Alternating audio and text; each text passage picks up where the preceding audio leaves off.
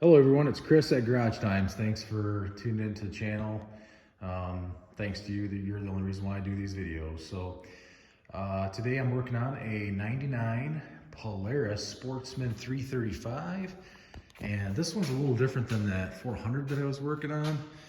This one has like a metal oil tank, fluid reservoir, and but pretty much it's very similar. 14 foot-pounds, 14 to 17 foot-pounds on the drain plug, and I already took that out. And obviously your filter's in the same spot, and I just reach up under here to grab that, and it's already loosened. But I'm sure you guys can figure that out. The reason, I guess the biggest reason why I made the video is because of that weird screen thing on the back of this. On the black one, on the black plastic reservoir, it's a little bit different setup. So let's check this one out so you guys can see what it's all about. Oh, sorry again. Grab my light. Get a light on this. There we go.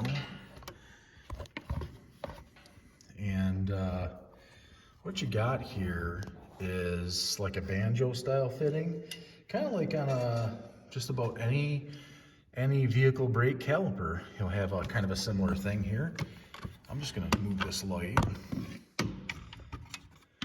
get us a better light. There we go.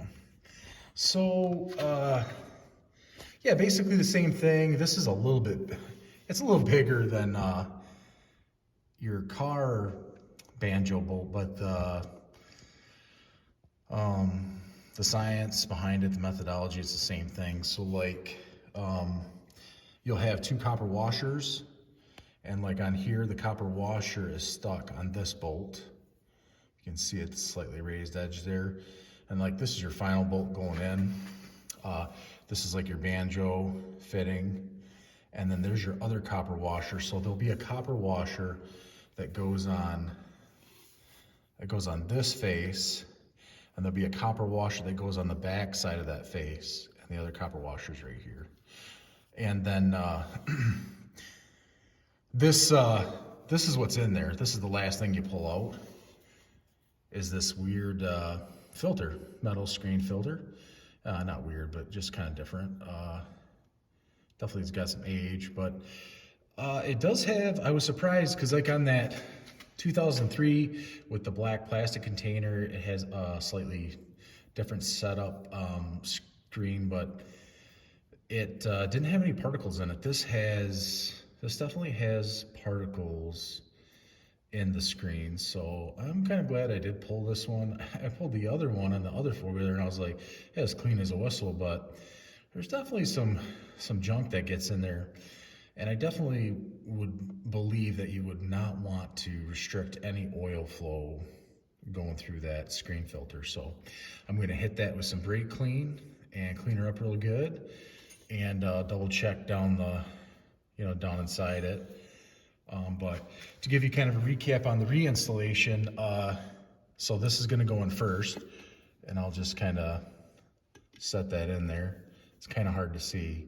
So I'm going to set that in there first. Before I do that, you're going to need some Teflon tape. Wrap them threads with some Teflon tape, just like when you're doing plumbing, and then you'll throw that in there.